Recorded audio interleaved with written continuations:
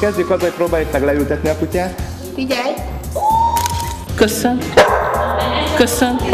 Mi azért neveztünk be erre a versenyre, mert úgy gondoltam, hogy nálunk van Magyarország legkisebb Yorkia. Az ötlet azonnal jött, hogy jövőre szeretnék egy 2 napos rendezvényt majd, egy divatrendezvényt, amire szükségem van kutyamodellekre, úgymond, és úgy gondolom, hogy ez a rendezvény, illetve ez a modellverseny, ami most november 26-án lesz megrendezve, maga a döntő, az erre egy jó felvezető. Ez az embereknek is egy nagyon jó szórakozás, és a kutya is jól érzi magát kutyatársaságban, ő már jár kutya kiállításra egyébként. Párizs, Róma, London. Lehet, hogy fényűző modellkarrier vár valamelyik nevezőre, de az is lehet, hogy jön a kutyavilág modellsors, anorexia, bulémia és állandó stressz.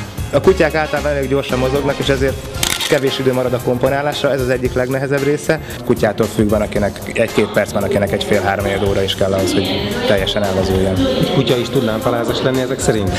Az a tapasztalatom, hogy ugyanolyanok a kutyák, mint az emberek. Kétféle létezik belőle, az, aki nagyon lámpalázas, és aki nagyon szerepelni akar. 90 deka körül van, attól függ, hogy éppen mennyit evett. A nagy Yorkie, aki most nem tud itt lenni velünk, ő pedig 10 kiló. A kettőjüket együtt fogjuk indítani, mint Magyarország legnagyobb és legkisebb Yorkia. Nagyon jól tudja, hogy mikor van dolga, ha lefektetem egyébként ott marad, figyel rám, és nagyon jól fotózható, és azt gondolom, hogy a reprezentatív színeivel és az ő kis kisugárzásával lehet belőle valami.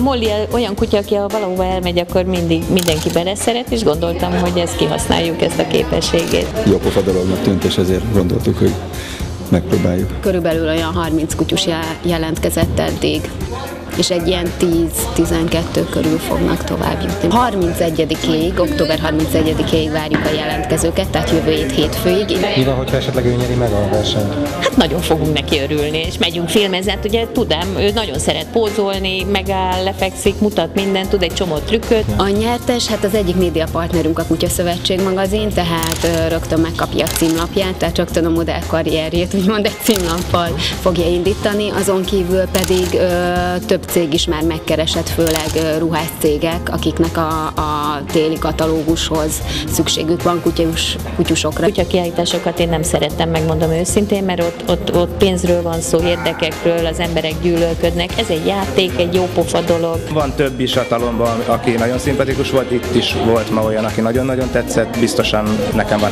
3-4 olyan befutó, akit mindenképpen szeretnék, hogy bekerüljön. Marad!